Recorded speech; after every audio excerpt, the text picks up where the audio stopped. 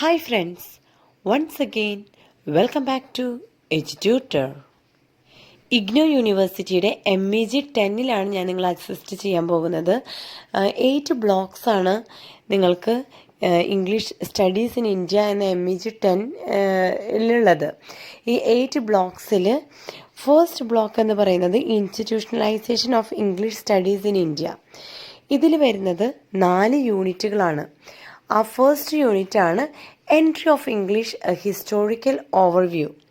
ഈ first unit നിങ്ങൾക്ക് പഠിക്കാനായിട്ട് വളരെ എളുപ്പമാണ്. 4 ക്വസ്റ്റ്യൻസ് മാത്രമാണ് നിങ്ങൾക്ക് ഈ യൂണിറ്റ് 1-ലുള്ളൂ. ആ 4 ക്വസ്റ്റ്യൻസ് പഠിക്കുകയാണെങ്കിൽ തന്നെ, അതിൻ്റെ ആൻസേഴ്സ് പഠിക്കുകയാണെങ്കിൽ തന്നെ നിങ്ങൾ ഈ ചാപ്റ്റർ യൂണിറ്റ് 1 കംപ്ലീറ്റ് ചെയ്യുന്നതായിരിക്കും. സോ ഈ ഒരു വീഡിയോയിൽ ഞാൻ യൂണിറ്റ് 1-ലുള്ള ക്വസ്റ്റ്യൻ ആൻസേഴ്സാണ് അനലൈസ് ചെയ്യുന്നത്. ഡീറ്റെയിൽ ആയിട്ട് എക്സ്പ്ലെയിൻ ചെയ്യുന്നുണ്ട്. സോ ഡോണ്ട് സ്കിപ്പ് ചെയ്യാതെ തന്നെ വീഡിയോ കംപ്ലീറ്റ് ചെയ്യാനായിട്ട് ശ്രമിക്കുക. എങ്കിൽ മാത്രമേ നിങ്ങൾക്ക് പൂർണ്ണമായിട്ട് അതിൻ്റെ ആൻസർ മനസ്സിലാക്കാനും പഠിക്കാനും സാധിക്കൂ. So let's don't waste time and here we go. First question: comment on the circumstances in which English was introduced in 19th century India. 19-ാം നൂറ്റാണ്ടിൽ ഇന്ത്യയിലെ ബ്രിട്ടീഷുകാർ വന്ന സാഹചര്യങ്ങളെ കുറിച്ചിട്ട് അഭിപ്രായം പറയാനാണ് പറയുന്നത്. ഇതിൻ്റെ ആൻസർ നോക്കാം. The introduction of English in 19th century. India was a complex and multifaceted phenomenon that was deeply embedded in the colonial context of the time. The British East India Company's expanding influence and eventual colonization of India created a power dynamic in which English became the language of authority, administration, and elite culture.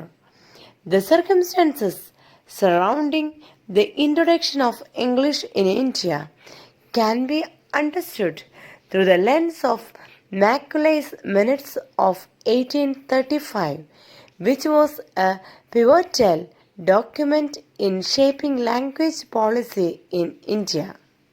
ക്വസ്റ്റ്യൻ്റെ അർത്ഥം നിങ്ങൾക്ക് മനസ്സിലായിട്ടുണ്ടെന്ന് വിചാരിക്കുകയാണ്. 19-ാം നൂറ്റാണ്ടിൽ ഇന്ത്യയിൽ ബ്രിട്ടീഷുകാർ വന്ന ആ ഒരു സാഹചര്യം, അതിനെക്കുറിച്ച് വിവരിക്കാനാണ് പറയുന്നത്.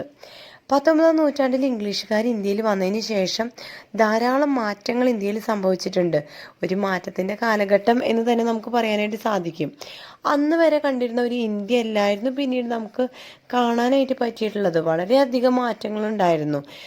ബ്രിട്ടീഷുകാർ എപ്പോഴും അവരുടെ ഒരു പ്രകൃതം എന്ന് പറഞ്ഞു കഴിഞ്ഞാൽ അവർ നമ്മളുടെ മേലെ ആധിപത്യം സ്ഥാപിക്കാനായിട്ടായിരുന്നു, അല്ലെങ്കിൽ അധികാരം സ്ഥാപിക്കാനായിട്ടായിരുന്നു ശ്രമിച്ചിട്ടുണ്ടായിരുന്നത്.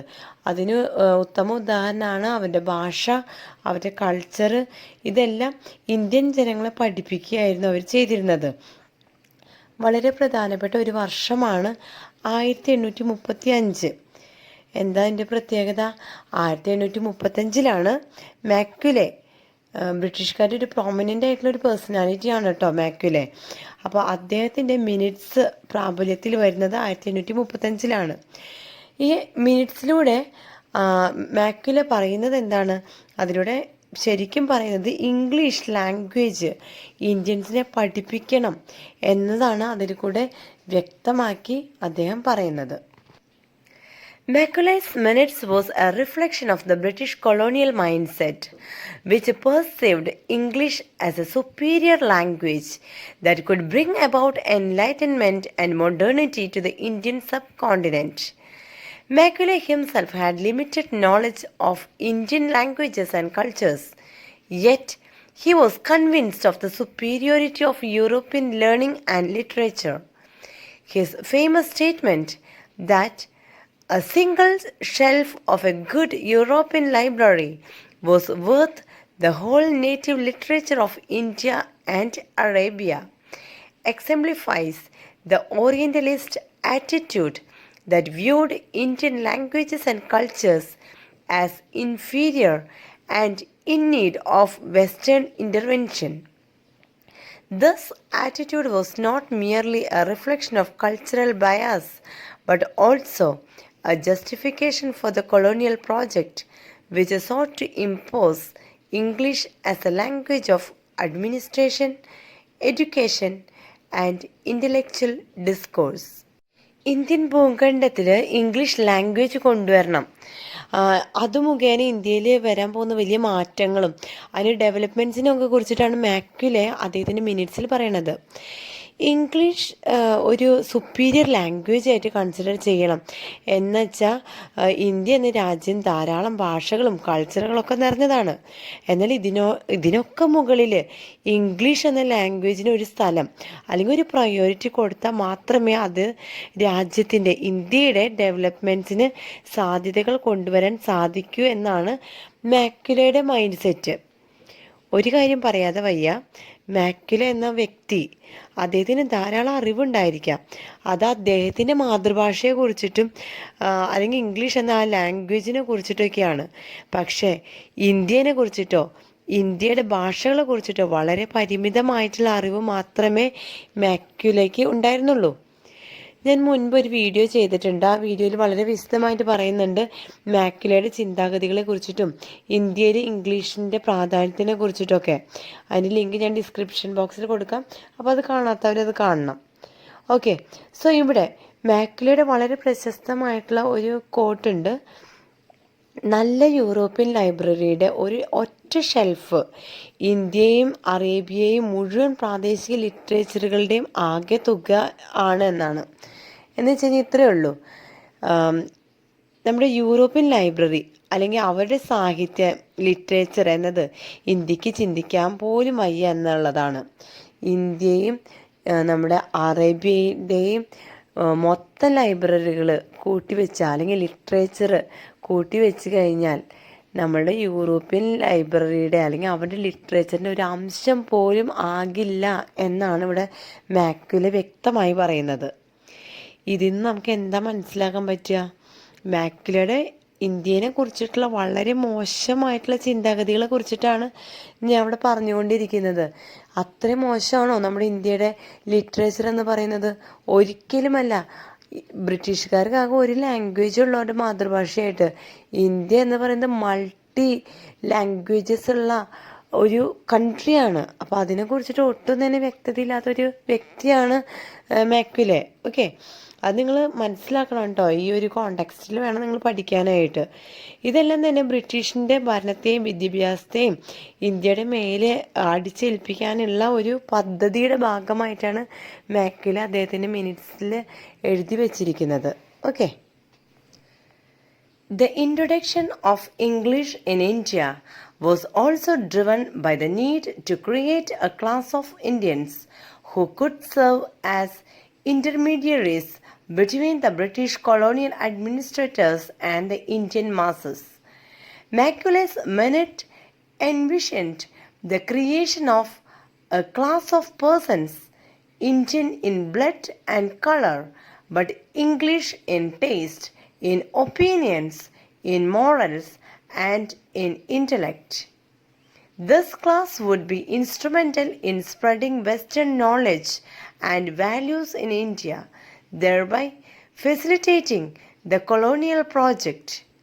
The British colonial administration saw English education as a means to create a loyal and anglicized elite that would support British rule and help to modernize Indian society according to Western norms. ഇനി British colonial ഭരണാധികാരികൾക്കും ഇന്ത്യയിലെ ജനങ്ങൾക്കിടയിൽ ഈ രണ്ട് കൂട്ടരുടെയും ഇടയിൽ ഇടനിലക്കാരായിട്ട് പ്രവർത്തിക്കാനായിട്ട് അല്ലെങ്കിൽ ഒരു mediator ആയിട്ട് പ്രവർത്തിക്കാനായിട്ട് ഇന്ത്യയിൽ നിന്ന് തന്നെ ഒരു വിഭാഗം ഇന്ത്യക്കാരെ സെലക്ട് ചെയ്തിട്ടുണ്ടായിരുന്നു. മാക്യുലയുടെ മിനിറ്റ്സിൻ്റെ ഉദ്ദേശം എന്ന് പറയണത് അതൊരു കോട്ടായിട്ട് എഴുതിയിട്ടുണ്ട്. രക്തത്തിലും നിറത്തിലും ഇന്ത്യൻസ്, പക്ഷേ രുചിയിലും അഭിപ്രായത്തിലും ധാർമ്മികതയിലും ബുദ്ധിയിലും ഇംഗ്ലീഷുകാരെ പോലെ ഇന്ത്യൻസിനെ മാറ്റാനുള്ള ശ്രമമാണ് ഇവിടെ നടന്നത്. ഓക്കെ, നിങ്ങൾ കൃത്യമായിട്ട് മനസ്സിലാക്കണം. രക്തത്തിലും നിറത്തിലൊക്കെ ഇന്ത്യൻസ് തന്നെയായിരിക്കും. എന്നാൽ അവർ എന്താ പറയുക, അവരുടെ അഭിപ്രായങ്ങൾ, അവരുടെ ധാർമ്മികത, അവരുടെ ബുദ്ധി, ഇതൊക്കെ ഇംഗ്ലീഷുകാരെ പോലെ ചിന്തിക്കുന്ന ഒരു വിഭാഗം ആൾക്കാരെയാണ് അവർ മോൾഡ് ചെയ്തെടുത്തിട്ടുള്ളത്. അവരാണ് ഈ മീഡിയേറ്റേഴ്സ്. ഓക്കെ, ഞാൻ നേരത്തെ പറഞ്ഞ പോലെ ഈ സെലക്ട് ചെയ്ത ഇടനിലക്കാരായിട്ട് പ്രവർത്തിക്കുന്ന ഈ ഇന്ത്യൻസിൻ്റെ ഉത്തരവാദിത്തം എന്ന് പറയണത് അവരായിരുന്നു ശരിക്കും ഇംഗ്ലീഷ് വിഭാഗത്തെ പിന്തുണച്ചതും ബ്രിട്ടീഷുകാരുടെ ഭാഷയും കൾച്ചറും അഡോപ്റ്റ് ചെയ്യുകയും അത് പ്രചരിപ്പിക്കുകയും ചെയ്തിരുന്നത്. നിങ്ങൾക്ക് ക്ലിയറായി എന്ന് ഞാൻ വിചാരിക്കുകയാണ് കേട്ടോ. എന്നുവെച്ചാൽ മീഡിയേറ്റേഴ്സ് ആയിരുന്നു ശരിക്കും ഇംഗ്ലീഷ് അല്ലെങ്കിൽ യൂറോപ്യൻസിൻ്റെ ഭാഷയും കൾച്ചറും ഒക്കെ പ്രൊമോട്ട് ചെയ്തിട്ടുണ്ടായിരുന്ന ആൾക്കാർ. അതിനുവേണ്ടി ഇവരെന്ത് ചെയ്തിരുന്നു, ഈ മീഡിയേറ്റേഴ്സ് ഇവർ ഈ ലാംഗ്വേജും കൾച്ചറൊക്കെ അഡോപ്റ്റ് ചെയ്തിട്ടുണ്ടായിരുന്നു. ഓക്കെ, ക്ലിയറായി എന്ന് വിചാരിക്കുകയാണ്. ഇനി ഇതിനു വേണ്ടി ബ്രിട്ടീഷുകാർ ഇന്ത്യൻസിനെ അല്ലെങ്കിൽ മീഡിയേറ്റേഴ്സിനെ എന്ത് ചെയ്തിട്ടുണ്ടായിരുന്നു, ഇംഗ്ലീഷ് വിദ്യാഭ്യാസം നൽകി അവർക്ക് ഇന്ത്യൻസിൻ്റെ മേലെ ഒരു സ്ഥാനം നൽകിയിട്ടുണ്ടായിരുന്നു. അവരെ ശരിക്കും പറഞ്ഞു കഴിഞ്ഞാൽ ഇതിനു വേണ്ടി ഉപയോഗിക്കുകയാണ് ചെയ്തിരുന്നത്. ബ്രിട്ടീഷുകാർക്ക് വേണ്ടി ഒരു പാവയെ പോലെ ഉപയോഗിക്കുകയാണ് ചെയ്തിട്ടുണ്ടായിരുന്നത്. Okay. However, the introduction of English in India was not without its complexities and contradictions. On the one hand, English education opened up new opportunities for Indians to access Western knowledge and participate in the colonial administration. Many Indian intellectuals and reformers, such as Ram Mohan Roy, saw English education as a means to modernize Indian society and challenge traditional orthodoxies. On the other hand, the imposition of English as a language of authority and elite culture created a power dynamic in which Indian languages and cultures were marginalized and devalued. എന്നിരുന്നാലും English ഇന്ത്യയിൽ വന്നതിന് ശേഷം ഇന്ത്യയിൽ ധാരാളം പുരോഗതികളാണ് ഉണ്ടായിട്ടുണ്ടായിരുന്നത്. English ഇന്ത്യയിൽ വരുന്നതിന് മുൻപ് ഇന്ത്യയുടെ ഒരു അവസ്ഥ എന്ന് പറയുന്നത്, അല്ലെങ്കിൽ ഒരു സാഹചര്യം എന്ന് പറയുന്നത്, കുറേയധികം ബുദ്ധിമുട്ടുകൾ നേരിടുന്ന ഒരു കൂട്ടം ജനതയായിരുന്നു ഇന്ത്യൻസ്. പ്രത്യേകിച്ച് സ്ത്രീകളിനെ നമ്മൾ എടുത്തു പറയേണ്ടതാണ്. അവർക്ക് സ്വാതന്ത്ര്യമൊന്നും ലഭിച്ചിട്ടുണ്ടായിരുന്നില്ല. പ്രത്യേകിച്ച് വിദ്യാഭ്യാസ മേഖലയിൽ ഒത്തിരി പിന്നോക്കാവസ്ഥയിലായിരുന്നു ഇന്ത്യയിലെ ഓരോ വിഭാഗം ആൾക്കാരും, പ്രത്യേകിച്ച് സ്ത്രീകൾ. ഓക്കെ, പിന്നെ വളരെയധികം പരിമിതികളും ഉണ്ടായിരുന്ന ഒരു കാലഘട്ടം തന്നെയായിരുന്നു. പിന്നെ സതി, അതുപോലെ ധാരാളം സൂപ്പർസ്റ്റിഷൻസ് ഉണ്ടായിരുന്ന ഒരു സമയമായിരുന്നു ബ്രിട്ടീഷുകാർ ഇന്ത്യയിൽ വരുന്നതിന് മുന്നേ. ഈ ഒരു സാഹചര്യം അല്ലെങ്കിൽ ഈ ഒരു കാലഘട്ടത്തിലാണ് ബ്രിട്ടീഷിൻ്റെ ഒരു വരവുണ്ടായത്. ഇതിന് ശേഷം സൂപ്പർസ്റ്റിഷൻസൊക്കെ ഇല്ലാണ്ടായി, വിദ്യാഭ്യാസത്തിന് വലിയ സാധ്യതകളുണ്ടായി, പുരോഗതിയുടെ ഒരു വലിയ കാലഘട്ടത്തിൻ്റെ ആരംഭം തന്നെ ഉണ്ടായി എന്ന് തന്നെ പറയാം. ഇംഗ്ലീഷ് വിദ്യാഭ്യാസം അവരുടെ കൾച്ചറും ഒരു പുതിയ അവസരങ്ങൾക്കായിട്ട് വഴി തുറന്ന ഒരു സമയമാണത്. രാജാറാം മോഹൻ റോയെ പോലെ കുറേ അധികം ഇന്ത്യയിലെ ബുദ്ധിജീവികളും പരിഷ്കർത്താക്കളും ഇംഗ്ലീഷ് വിദ്യാഭ്യാസത്തെ ഇന്ത്യൻ സമൂഹത്തെ നവീകരിക്കാനുള്ള ഒരു മാർഗമായിട്ടാണ് കണ്ടത്. പക്ഷെ മറ്റൊരു വശം നോക്കുകയാണെങ്കിൽ ഇംഗ്ലീഷ് ഭാഷ ഇന്ത്യയെ അടിച്ചേൽപ്പിക്കാനും അധികാരം സ്ഥാപിക്കാനും കാരണമായിട്ടുണ്ട്. The impact of English on Indian society was also shaped by the social and economic context of the time. The emergence of a new middle class in India, which was educated in English and aspired to Western values and lifestyles, created a cultural divide between the English educated elite and the masses who continued to speak and write in Indian languages.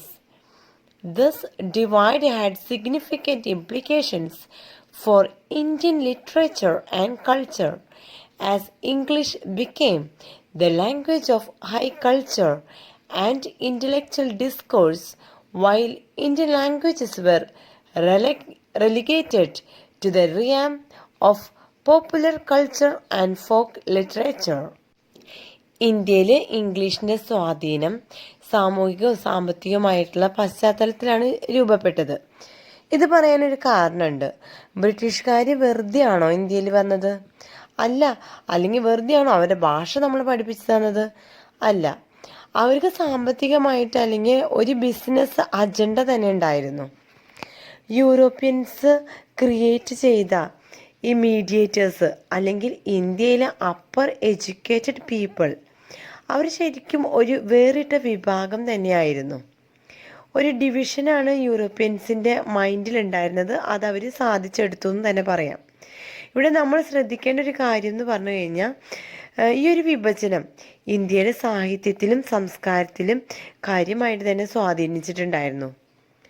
English ഭാഷ അതിൻ്റെ literature എന്നത് ഉയർന്ന സംസ്കാരവും ഭാഷയായിട്ട് മാറുകയാണ് ചെയ്തത്. അതേസമയം Indian ഭാഷകൾ ജനകീയ സംസ്കാരത്തിൻ്റെയും അതുപോലെ നാടോടി സംസ്കാരത്തിൻ്റെയും അല്ലെങ്കിൽ നാടോടി സാഹിത്യത്തിൻ്റെയും ഒരു മേഖലയിലായിട്ട് അല്ലെങ്കിൽ ആ ഒരു മേഖലയിലേക്ക് താഴ്ത്തപ്പെട്ടു എന്ന് വെച്ച് കഴിഞ്ഞാൽ ഇന്ത്യൻ ഭാഷകൾക്ക് അധികം പ്രാധാന്യം കിട്ടിയില്ല. അതിനു മേലെയൊക്കെ ഇംഗ്ലീഷ് ഭാഷ, ഇംഗ്ലീഷ് ലിറ്ററേച്ചർ ഉയർന്നു നിന്നു.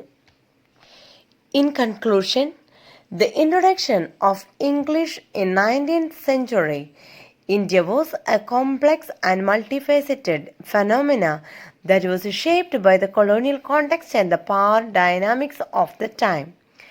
While English education opened up new opportunities for Indians to access Western knowledge and participate in the colonial administration, it also created a cultural divide between the English-educated elite and the masses and marginalized Indian languages and cultures. Understanding the circumstances surrounding the introduction of English in India is crucial for appreciating the complex and often contradictory role that English has played in Indian society and culture. നമ്മൾ കൺക്ലൂഷൻ്റെ ഭാഗത്തിലേക്ക് കടക്കുകയാണ്. എനിക്ക് ദയവ് ചെയ്ത് നിങ്ങളോട് പറയാനുള്ള കാര്യം, subscribe ചെയ്യാത്തവർ ഈ വീഡിയോ നിങ്ങൾക്ക് ഉപകാരപ്പെടുകയാണെങ്കിൽ മാത്രം സബ്സ്ക്രൈബ് ചെയ്യണം, ലൈക്ക് ചെയ്ത് കമൻറ്റ് ചെയ്യണം. ഓക്കെ, നിങ്ങൾക്ക് എന്തെങ്കിലും സംശയങ്ങളുണ്ടെങ്കിൽ കമൻറ്റ് ബോക്സിൽ കമൻറ്റ് ചെയ്തോളൂ കേട്ടോ. അതുപോലെ ഇതിൻ്റെ ഞാൻ തരുന്ന നോട്ട്സ് അത് നിങ്ങൾക്ക് PDF ആയിട്ട് വേണമെന്ന് വെച്ച് കഴിഞ്ഞാൽ മെയിൽ ചെയ്ത് കഴിഞ്ഞാൽ ഞാൻ മെയിൽ ഡിസ്ക്രിപ്ഷൻ ബോക്സിൽ കൊടുക്കാം. മെയിൽ ID മെയിൽ ചെയ്ത് കഴിഞ്ഞാൽ ഞാൻ PDF ആയിട്ട് തരാം. PDF തരുന്നതെന്ന് വെച്ചിട്ട് വീഡിയോ കാണാതിരിക്കരുത്. ഓക്കെ. 19ാം നൂറ്റാണ്ടിൽ ഇന്ത്യയിൽ ഇംഗ്ലീഷ് ചെലുത്തിയ സാഹചര്യങ്ങളെ കുറിച്ചിട്ട് മനസ്സിലായിട്ടുണ്ടാവും എന്ന് കരുതാണ്. ഇംഗ്ലീഷ് എഡ്യൂക്കേഷൻ ധാരാളം ഡെവലപ്മെൻറ്റ്സ് വരുത്തിയിട്ടുണ്ടെങ്കിലും അവർ ഇന്ത്യയിലൊരു ഡിവിഷൻ നടത്തിയിട്ടുണ്ടായിരുന്നു. ഇന്ത്യയിലെ സാധാരണ ജനങ്ങളെയും ഭാഷയെയും അവർ അവഗണിച്ചു.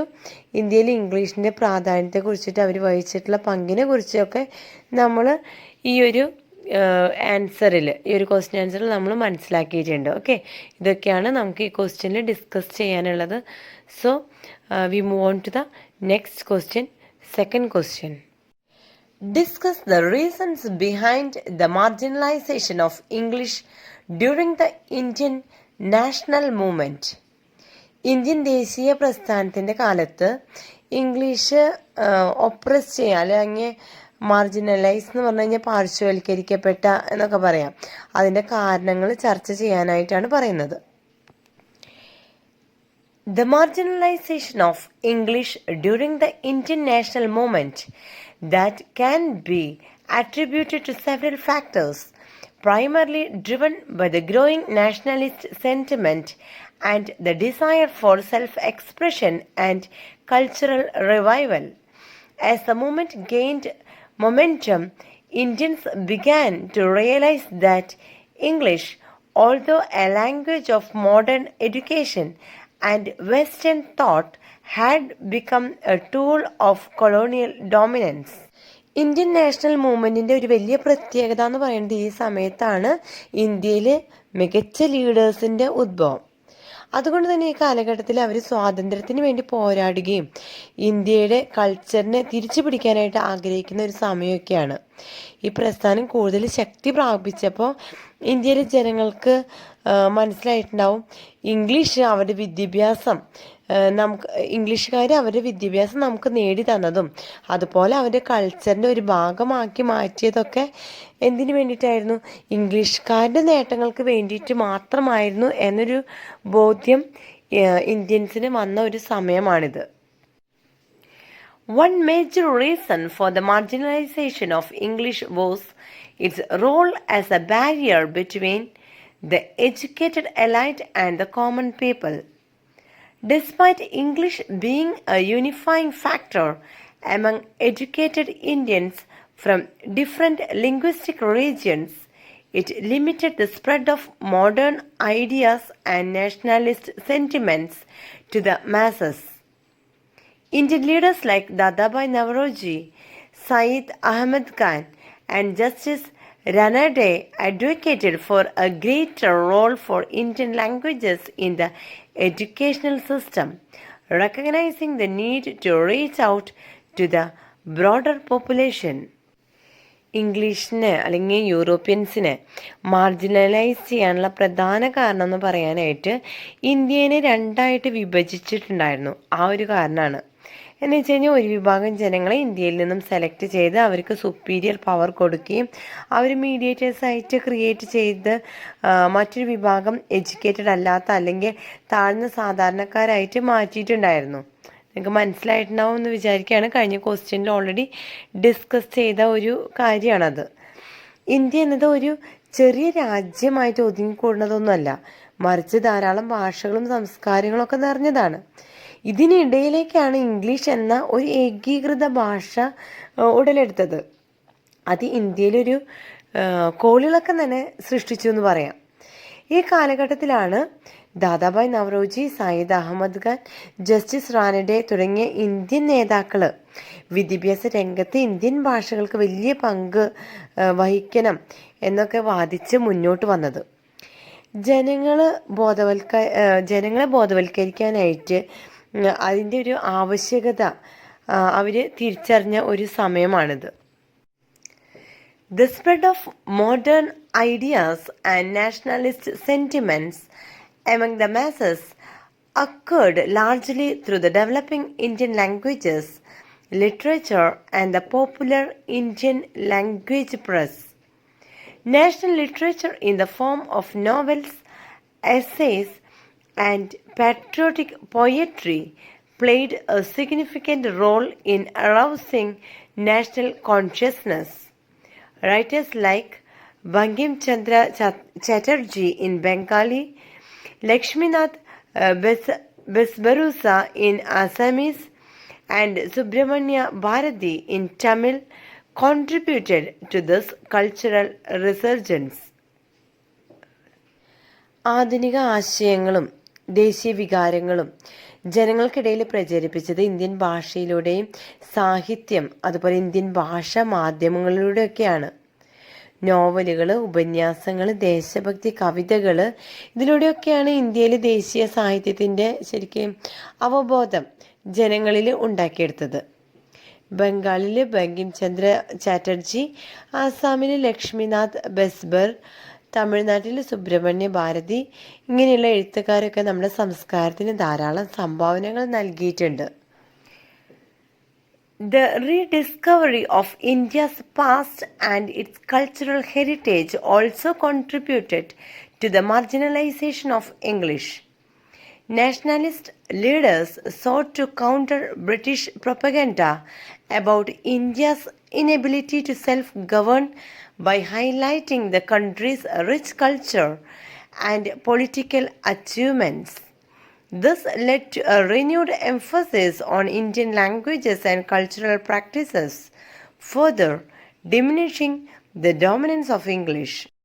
ഇംഗ്ലീഷിനെ മാർജിനലൈസ് ചെയ്യാനുള്ള മറ്റൊരു കാരണം എന്ന് പറയുന്നത് ഇന്ത്യയുടെ ഭൂതകാലത്തെക്കുറിച്ചിട്ടും അതുപോലെ സാംസ്കാരിക പൈതൃകത്തെക്കുറിച്ചൊക്കെ ഉള്ള കണ്ടെത്തലുകളാണ്. ബ്രിട്ടീഷുകാർ ഇന്ത്യയെ വളരെ മോശമായിട്ടാണ് അന്ന് ചിത്രീകരിച്ചിട്ടുണ്ടായിരുന്നത്. പ്രത്യേകിച്ച് സ്വന്തമായിട്ട് ഇന്ത്യക്ക് ഭരിക്കാനൊന്നും കഴിവില്ല, അങ്ങനെ ഒരു രാജ്യമാണ് എന്നൊക്കെയാണ് ബ്രിട്ടീഷുകാർ ഇന്ത്യയെക്കുറിച്ച് വിലയിരുത്തിയിരുന്നത്. പക്ഷേ രാജ്യത്തിൻ്റെ സമ്പന്നമായ സംസ്കാരത്തെയും രാഷ്ട്രീയമായ നേട്ടങ്ങളെയൊക്കെ ഉയർത്തിക്കാട്ടിക്കൊണ്ട് ബ്രിട്ടീഷുകാരെ പ്രതിരോധിക്കാനായിട്ട് ഇന്ത്യയിലെ ദേശീയ നേതാക്കൾ ശ്രമിച്ചു തുടങ്ങി. ഈ ഒരു ഇന്ത്യയുടെ മാറ്റം ഇന്ത്യയിലെ ഭാഷകൾക്കും സാംസ്കാരിക സമ്പ്രദായങ്ങൾക്കും കൂടുതൽ പ്രാധാന്യം നൽകി. ഇംഗ്ലീഷിൻ്റെ ആധിപത്യം കുറയ്ക്കാനൊക്കെ ഇത് സഹായിച്ചിട്ടുണ്ടായിരുന്നു. ഇങ്ങനെ വലിയ വലിയ വാക്കുകളൊക്കെ കേട്ടിട്ട് നിങ്ങൾ ആകെ കൺഫ്യൂസ്ഡ് ആവുമൊന്നും വേണ്ട. ഇപ്പം മലയാളം ആയാലും ഇംഗ്ലീഷ് ആയാലും കുറച്ച് ബുദ്ധിമുട്ടായിട്ട് ഇപ്പോൾ തോന്നുന്നുണ്ടായിരിക്കും അല്ലേ? ഒരു ബുദ്ധിമുട്ടും വിചാരിക്കണ്ട കേട്ടോ. ഇത്രയേ ഉള്ളൂ. ജസ്റ്റ് ഇന്ത്യയിൽ നമ്മുടെ ഇംഗ്ലീഷുകാർ വന്നതിന് ശേഷം ഉണ്ടായിട്ടുള്ള ആ കാര്യങ്ങളൊക്കെ നിങ്ങൾ നിങ്ങളുടേതായ ഭാഷയിലേക്ക് ഒന്ന് മാറ്റിക്കോളൂ. ഓക്കെ, നിങ്ങൾക്ക് എങ്ങനെയാണ് ഇത് മനസ്സിലാക്കാനായിട്ട് സാധിക്കുക? സിമ്പിളായിട്ടുള്ള ലാംഗ്വേജിൽ നിങ്ങൾക്കൊന്ന് ട്രാൻസ്ലേറ്റ് ചെയ്ത് എടുക്കാനായിട്ട് സാധിക്കുകയാണെങ്കിൽ അതൊന്ന് നോട്ട്സായിട്ട് നോട്ട് ചെയ്യുകയാണെങ്കിൽ എളുപ്പമായിട്ട് തോന്നും. ഓക്കെ, അല്ലാതെ കടുകട്ടി ഭാഷകളും അതിൻ്റെ ഒരു ട്രാൻസ്ലേഷനൊക്കെ നോക്കുകയാണെങ്കിൽ ചിലപ്പോൾ ബുദ്ധിമുട്ട് തോന്നും, പഠിക്കാനായിട്ട് മടിയും തോന്നും. അപ്പം അതൊന്നും വേണ്ട. Okay. Furthermore, the racial arrogance of British rulers and their discriminatory policies fueled nationalist sentiments and encouraged Indians to assert their cultural identity. The tone of racial superiority adopted by many Englishmen in their dealings with Indians created a sense of national humiliation, leading Indians to think of themselves as one people facing a common enemy. മറ്റൊരു കാര്യം, British ഭരണാധികാരികൾക്ക് അവരുടെ വംശത്തെക്കുറിച്ചുള്ള അഹങ്കാരവും വിവേചനപരമായിട്ടുള്ള നിയമങ്ങളും ഇന്ത്യയിലെ ദേശീയ വികാരങ്ങൾ കൂട്ടാനായിട്ടും നമ്മുടെ സംസ്കാരത്തെ ഉയർത്തിക്കൊണ്ടുവരാനായിട്ടൊക്കെ പ്രോത്സാഹിപ്പിക്കുകയാണ് ചെയ്തത്. അങ്ങനെ ബ്രിട്ടീഷുകാരെ ഒരു ശത്രുവായിട്ട് കണ്ട് അവരെ നേരിടാനായിട്ട് ഇന്ത്യയിലെ leaders മുൻകൈയെടുത്തു. The Indian National Congress, founded in 1885, played a pivotal role in promoting national unity and self-expression through Indian languages. Although English was used as a medium of communication among nationalist leaders from different regions, the Congress's efforts to promote national unity and self-governance contributed to a growing recognition of the importance of Indian languages. 1885 Indian national Congress സ്ഥാപിതമായത്. നിങ്ങൾക്കത് അറിയായിരിക്കും. ഇത് ദേശീയ ഐക്യം Indian ഭാഷകളിലൂടെ പ്രകടിപ്പിക്കുകയാണ് ചെയ്തത്. ഇന്ത്യയിലെ പല പ്രദേശങ്ങളിൽ നിന്നുള്ള ലീഡേഴ്സ് ഇംഗ്ലീഷ് ഭാഷ അത് അവർക്ക് എളുപ്പമായിരുന്നു കമ്മ്യൂണിക്കേറ്റ് ചെയ്യാനായിട്ട്. പല പ്രദേശങ്ങളിൽ നിന്ന് വന്നതുകൊണ്ട് അവർക്ക് ഭാഷകൾ അങ്ങോട്ടും ഇങ്ങോട്ടും മനസ്സിലാകുന്നുണ്ടായിരുന്നില്ല. അപ്പോൾ ഇംഗ്ലീഷ് ഭാഷ ഉപയോഗിച്ചിട്ട് അവർക്ക് ഈസി ആയിട്ട് കമ്മ്യൂണിക്കേറ്റ് ചെയ്യാനായിട്ട് സാധിച്ചു. പക്ഷേ ദേശീയ ഐക്യം സ്വയംഭരണവും പ്രോത്സാഹിപ്പിക്കാനുള്ള കോൺഗ്രസിൻ്റെ ശ്രമങ്ങൾ ഇന്ത്യൻ ഭാഷകളുടെ പ്രാധാന്യം കൂട്ടാനായിട്ട് കാരണമായി. In conclusion, the marginalization of English during the Indian national movement was driven by a complex interplay of factors, including the need for self-expression, cultural revival, and the desire to reach out to the masses. As Indians sought to assert their national identity and challenge colonial dominance, English as a symbol of foreign rule became increasingly marginalized in favor of Indian languages and cultural practices. നമ്മൾ discuss ചെയ്ത ഇത്രയും കാര്യങ്ങൾ conclude ചെയ്യുകയാണ് ചെയ്യുന്നത്. Indian national മൂവ്മെൻറ്റിൻ്റെ ഈ സമയത്ത് ഇംഗ്ലീഷിൻ്റെ ഒരു marginalisation ആവശ്യമായിട്ട് വന്നിട്ടുണ്ടായിരുന്നു. അല്ലെങ്കിൽ ഇംഗ്ലീഷിന് നമുക്ക് വേണ്ട, അവരൊന്ന് അവോയ്ഡ് ചെയ്യാനായിട്ട് നമ്മൾ ശ്രമിച്ചിട്ടുണ്ടായിരുന്നു. സാംസ്കാരികമായിട്ടുള്ള ഒരു ഉണർവിനെ കുറിച്ചിട്ട് ജനങ്ങളിലേക്ക് എത്തിച്ചേർക്കുക എന്നതാണ് ഇതിൻ്റെ ഒരു പ്രധാന ഘടകം. എന്ന് വെച്ച് കഴിഞ്ഞാൽ നമ്മുടെ ഇന്ത്യയുടെ സംസ്കാരത്തെ കുറിച്ചിട്ട് ഇന്ത്യക്കാർക്ക് തന്നെ ഒരു ബോധ്യം വന്നാൽ മാത്രമേ ഇതിന് സാധിക്കൂ എന്ന് നമുക്ക് മനസ്സിലായിട്ടുണ്ടായി. പിന്നെ ഇന്ത്യയിൽ ദേശീയത സ്ഥാപിക്കാനും അതുപോലെ കൊളോണിയൽ ആധിപത്യത്തെ വെല്ലുവിളിക്കാനൊക്കെ നമ്മൾ ശ്രമിച്ചു. അതിൻ്റെ ഭാഗമായിട്ട് ഇംഗ്ലീഷ് ഭാഷയെയും അവരുടെ സാംസ്കാരിക ആചാരങ്ങളെയും കൂടുതലായിട്ട് മാർജിനലൈസ് ചെയ്തു, അല്ലെങ്കിൽ അങ്ങനെ ചെയ്യുകയുണ്ടായി. അപ്പോൾ ഇത്രയും പറഞ്ഞ പോയിൻറ്റ്സ് ഒക്കെ നിങ്ങൾക്ക് ഞാൻ നേരത്തെ സൂചിപ്പിച്ച പോലെ ചിലപ്പോൾ ബുദ്ധിമുട്ടായിട്ടൊക്കെ കാണാം.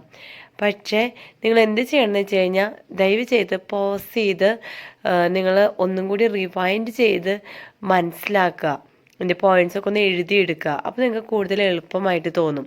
ഒറ്റയടിക്ക് ഒരു വായനയ്ക്ക് അല്ലെങ്കിൽ ഒരു പ്രാവശ്യം നിങ്ങൾക്ക് കേട്ടത് കൊണ്ട് ഒന്നും തന്നെ ചിലപ്പോൾ മനസ്സിലാവില്ല. എന്ന് വെച്ച് നിങ്ങൾ പഠിക്കാതിരിക്കരുത്. അതിന് വേണ്ടിയാണ് ഞാനിങ്ങനെയൊക്കെ പറയുന്നത്. ഓക്കെ, എനിക്ക് തോന്നുന്നു ഒത്തിരി ബോറടിക്കുന്നുണ്ടായിരിക്കും. ഈ 2 ക്വസ്റ്റ്യൻ കവർ ചെയ്തപ്പോൾ തന്നെ അരമണിക്കൂറിന് മേലെയായി, 3/4 മണിക്കൂർ ആവാറായി. അപ്പോൾ 40 മിനിറ്റിന് മേലെ ആയിട്ടുണ്ട്. സോ നമുക്കിവിടെ ഒന്ന് സ്റ്റോപ്പ് ചെയ്യാം. അടുത്ത 2 ക്വസ്റ്റ്യൻസ് പാർട്ട് 2-ൽ അപ്ലോഡ് ചെയ്യാം. Okay, so study well. പിന്നെ സബ്സ്ക്രൈബ് ചെയ്യാത്തവർ ദയവ് ചെയ്ത് സബ്സ്ക്രൈബ് ചെയ്ത് സപ്പോർട്ട് ചെയ്യണമെന്ന് ഒരു അപേക്ഷയുണ്ട് കേട്ടോ. So thank you for watching. Video ഉപകാരപ്പെട്ടെങ്കിൽ ഒന്നും കൂടി ഓർമ്മിപ്പിക്കുകയാണ്, ദയവ് ചെയ്ത് സബ്സ്ക്രൈബ് ചെയ്ത് സപ്പോർട്ട് ചെയ്യണം. എന്തെങ്കിലും സംശയങ്ങളുണ്ടെങ്കിൽ കമൻറ്റ് ചെയ്യാനായിട്ട് മറക്കരുത്. അതെൻ്റെ വീഡിയോ ഒന്നും കൂടി ഒന്ന് ഡെവലപ്പ് ചെയ്യാനായിട്ടും ഒത്തിരി മാറ്റങ്ങളൊക്കെ വരുത്തണം എന്ന് വെച്ച് കഴിഞ്ഞാൽ അത് നിങ്ങൾ പറഞ്ഞാൽ മാത്രമാണ് എനിക്ക് മനസ്സിലാവുള്ളൂ കേട്ടോ. ഓക്കെ, പിന്നെ ലൈക്ക് ചെയ്യാനും ഷെയർ ചെയ്യാനും മറക്കരുത്. സോ പാർട്ട് 2 പെട്ടെന്ന് തന്നെ അപ്ലോഡ് ചെയ്യുന്നതായിരിക്കും. So we'll meet you with the next video. By then, take care and goodbye.